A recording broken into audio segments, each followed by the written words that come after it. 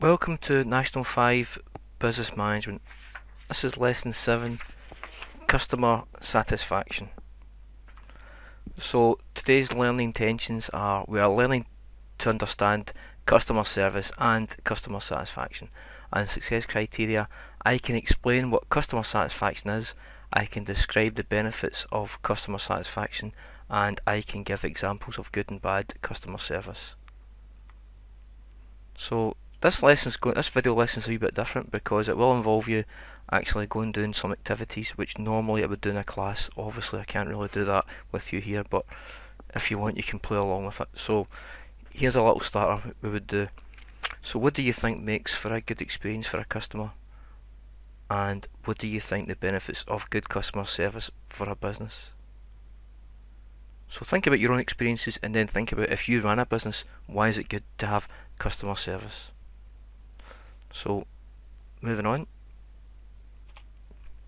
another activity we would do is to discuss with a partner. So you and your partner own a restaurant in your hometown, in this case it's Hamilton. You have to decide which kind of food it sells, but you've had poor ratings on TripAdvisor. So what do you think you could do to try and improve your restaurant?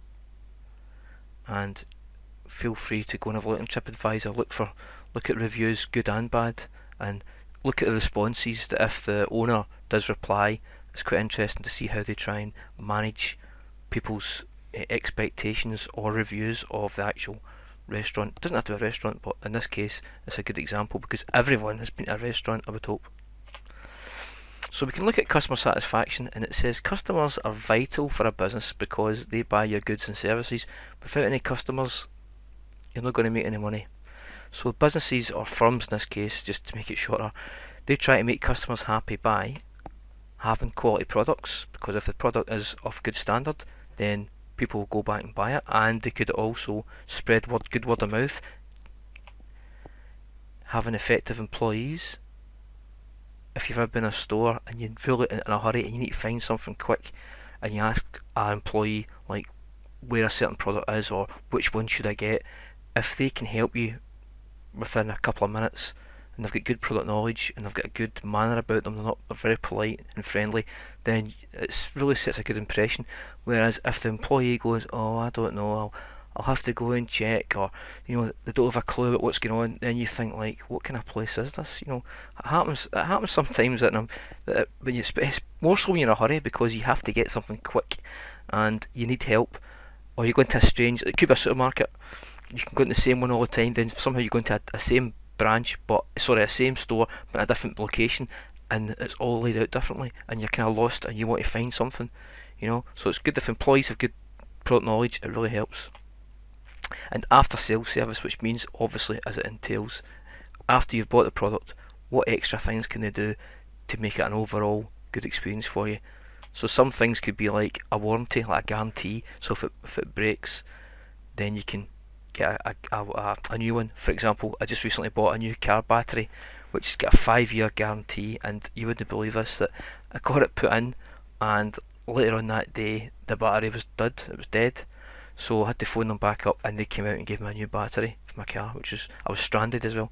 But so there you go, 5-year guarantee or warranty, and I had to use it on the first day. That's absolutely true. You may have a free service. Again, if you think about certain products, like especially cars, again, a good example, you may get a car and after a year or 6 months, depends on the product, you may get a free service in terms of looking over everything to check. It's like maintenance and repair to make sure everything's working, and they'll replace parts for you and service it for you, upgrade it, not upgrade it, but fix any kind of problems. Like the cars, it could be like an exhaust problem or a tyre problem, anything, brakes. They may have a helpline or give you extra advice on using the product. Apple are quite good with that, or mobile phone companies usually are, where if there's a problem with it you can phone up for free and they'll try and guide you through it. Years ago my broadband went down, it was an absolute nightmare, and I got a kind of a helpline where they got me back on track quite quickly. They just taught me through it step by step.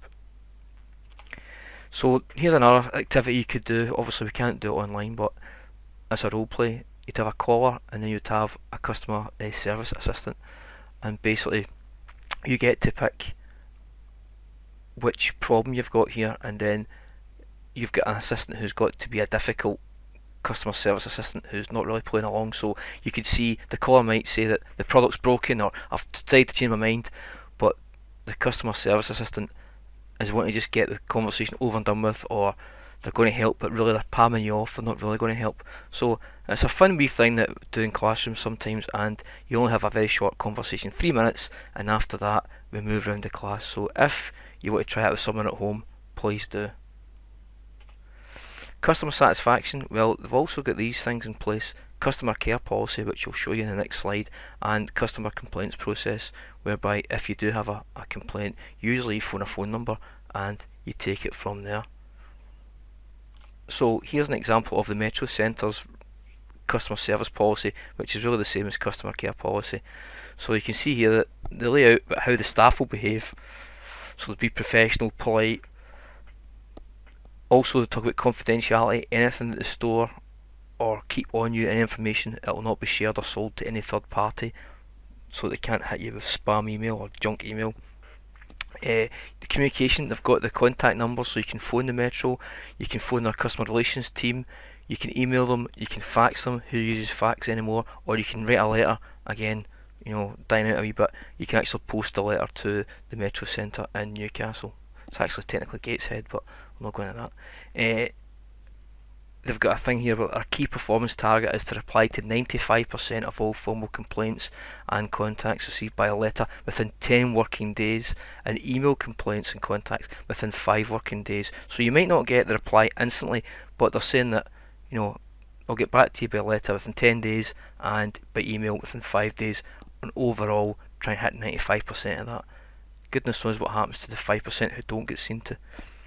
Access to information, it says here you can go to their website and find all this on the website, and they've got feedback as well. They'll maybe ask, they'll do customer surveys and mystery shopper exercises to gather feedback on services.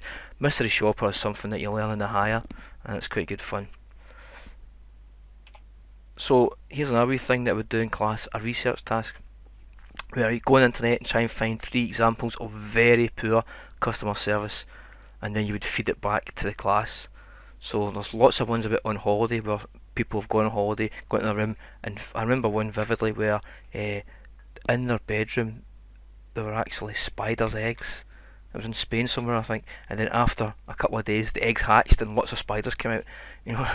I think it made some of the newspapers. But there's also the famous one where I've got a fly in my soup or whatever. There's lots of really bad customer service stories, and the whole thing is that businesses want to avoid this because it creates bad press, bad word of mouth, a negative vibe, and customers will think, I'm not going to go there, and it'll affect your sales eventually, affects your reputation.